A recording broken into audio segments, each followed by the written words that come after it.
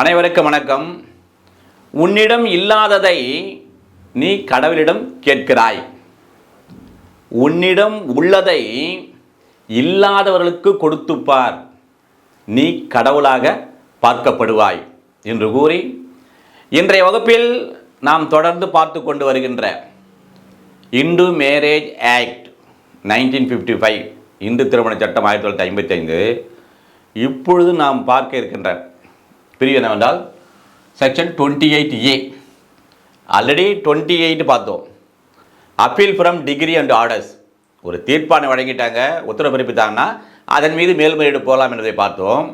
இங்கே 28A என்ன சொல்கிறது என்று சொன்னால் enforcement of decrees and orders.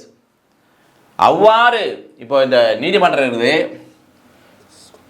இந்த நீதிமன்றத்தால் பிறப்பிக்கப்பட்ட தீர்ப்பாணைகள் மற்றும் உத்தரவுகளை எவ்வாறு அமல்படுத்துதல்.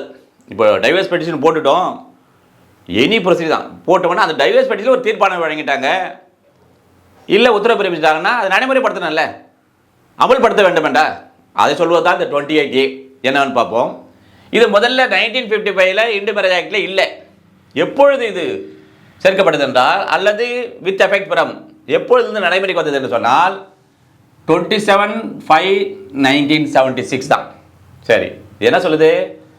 All decrees and orders made by the court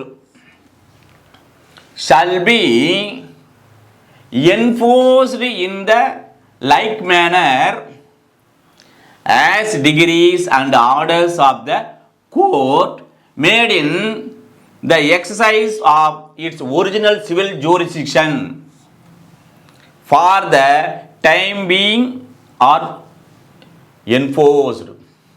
இப்போ அது அப்படியே நம்ம படவிலக்கத்தோடு பார்த்தோம்னா நமக்கு ஈஸியாக புரியும். இப்போது இந்த நீதிமன்றம், இப்போ உதாரணத்துக்கு ஃபேமிலி கோர்ட் நீதிமன்றம் நினச்சிக்கல, இங்கே எனி ப்ரொசீடிங், இப்போ 13B பார்த்தோம், மியூச்சுவல் கன்சென்ட்.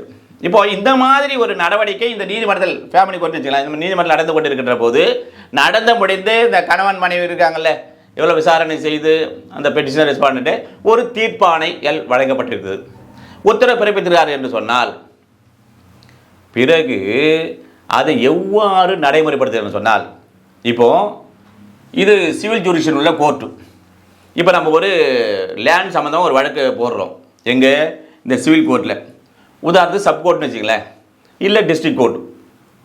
அப்போது அந்த நீதிமன்றமானது அந்த உரிமையல் வழக்குகளை, இப்போ சப்கோர்ட்டில் உரிமையல் வழக்கெல்லாம் விசாரிக்கிறாங்க, லேண்ட் டிஸ்பியூட்டில் அவர் டிகிரி பாஸ் பண்ணுறாங்க அல்ல உத்தரவு பாஸ் பண்ணுறாங்கன்னா அதை எவ்வாறு அந்த தீர்ப்பாணைகளையும் ஆர்டர்ஸும் அதை அமல்படுத்துவார்களோ, அதாவது சிவில் ஒரிஜினல் ஜூரிஸ்டிக்ஷன், அந்த இடத்திற்கான முதல் ஏற்பு அதிகார வரக்கூடிய நீதிமன்றத்தால் வழங்கப்பட்ட தீர்ப்புகள், அந்த உத்தரவுகள் எவ்வாறு அமல்படுத்தப்படும், எவ்வாறு நடைமுறைப்படுத்தப்படுமோ அதே போன்றுதான் இந்த இந்து மேரேஜ் ஆக்ட் 1955 பிறப்பிக்கப்படுகின்ற அந்த நீதிமன்றத்தால் பிரிக்கப்படுகின்ற அனைத்து உத்தரவுகளும் அனைத்து அந்த தீர்ப்பாணைகளும் அவ்வாறே அமல்படுத்துதல் வேண்டும் என்று சொல்வதுதான் இந்த 28A.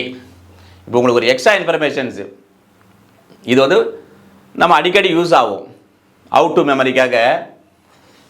டிகிரி ஜட்ஜ்மெண்ட்டு ஆர்டர் சொல்கிறோம்ல, இதை வந்து பிலிம்ஸ் எக்ஸாம் கேட்கறது வாய்ப்பு இருக்குது. இல்லைன்னா நம்ம ஜட்ஜ்மெண்ட் எழுதுகின்ற போது இந்த மாதிரி ஆர்டர்ஸ் பிறப்பிக்கிறது சொல்கிறல்ல, அந்த மாதிரி இல்லாமல் போது இந்த செக்ஷன் தேவைப்படும். அதனால தான் அடிக்கடி இதில் ஒரு எக்ஸ்ட்ரா இன்ஃபர்மேஷன் கொடுக்குறேன். இப்போ டிகிரி எங்கே இருக்குது, எங்கே இப்போ where it has been defined, section 2ல் செக்ஷன் 2 டிகிரின்னு இருக்கும். இப்போ இது எவ்வாறு ஞாபகம் வச்சலாம்னா 2 + 2 = 4, ABCD ஆல்பபெட்டில். அப்போ டினா டிகிரி ஞாபகம் வச்சலாமா, இந்த செக்ஷன் ஞாபகம் வந்துடும். அடுத்து ஜட்ஜ்மெண்ட்டு 2ல் 9னா எப்பவுமே என்ன பண்ணோம், பி போடுவோம். அப்போ PDJ, இப்போ 9 பண்ண பி பண்ண PDJ, அப்போனா பிரின்சிபல் டிஸ்ட்ரிக்ட் ஜட்ஜ்மெண்ட்டு அப்படின்னு வச்சுக்கலாம். ஓகேவா, டிஜே. இப்போ அப்புறம் வந்து ஆர்டர்ஸு 2ல் செக்ஷன் 14 இருக்குல்ல, ஆர்டர்ஸ்னு பாருங்க, இங்கே 1 + 4 5 வருதுல்ல, 5 லெட்டர்ஸு 1 2 3 4 5 ஆர்டர்ஸ். இது அப்படியே நீங்கள் ஒரு கதையாக ஞாபகம் வச்சுக்கணும்னு சொன்னால், டிஜே உத்தரவு பிறப்பித்தார், டிஸ்ட்ரிக்ட் ஜட்ஜானவர் ஒத்தரப்பிறப்பித்தார் ஞாபகம் வைத்தால் இதை ஞாபகம் வச்சலாம். இது போன்று நீங்கள் படிக்கின்ற போது நான் எப்போதும் சொல்கிறேன், ஒன்று ரிப்பீட்டேஷன்ஸ். எக்ஸாம் பாஸ் பண்ணால் படித்ததையே நிறைய முறை படித்தோம்னா ஆழ்மளவு தங்கிடும். உங்களுக்கு தெரியாத மாதிரியே இருந்தால் கூட எக்ஸாம் அட்டன் பண்ணும்போது பிலிம்ஸில் கொஸ்டின் கேட்டால் அப்போ ஆச்சரியப்படுவீங்களே, எப்படி எனக்கு தெரியுதுன்னா ரிப்பீட்டேஷன். படித்ததையே திரும்ப திரும்ப படித்தா அது ஆழ் மனதில் போயிடும். அதே மாதிரி இந்த மெமரி சொன்னேன், இப்போ சொன்னல, இந்த மாதிரி நீங்கள் படிக்கின்ற போது ஒவ்வொன்றுக்கும் உங்களுக்கு தேவையான, you need not follow my own creation, you have to prepare your own creation or you have to create your own creation or imagination. It will be forever in your mind, that only useful for your examinations. அதனால் நீங்களே ஒரு கற்பனை, Einstein சொல்லுவான்ல, அறிவை விட மேலானது கற்பனையே. அதனால் இவ்வாறு தொடர்ந்து பயிற்சி செய்து முயற்சி செய்து படித்து வந்தால் சிவில் நீதிபதி என்பது மிக மிக சுலபம் என்று கூறி அடுத்தோடு சந்திப்போம். நன்றி, வணக்கம்.